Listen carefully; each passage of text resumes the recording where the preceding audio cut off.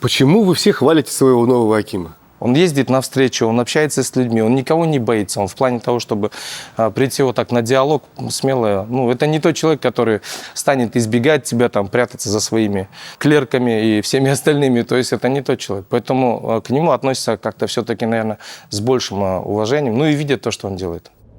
Этот господин, замакима которого стреляли, скорее всего, перешел кому-то дорогу, возник риск перекрытия финансовых потоков для некоторых товарищей, которые привыкли зарабатывать там на строительстве или еще на чем-то. Клановость, она у нас исторически здесь сложилась. Представитель какого-то рода становится каким-то руководителем. Он может привлекать своих близких на какие-то тоже должности.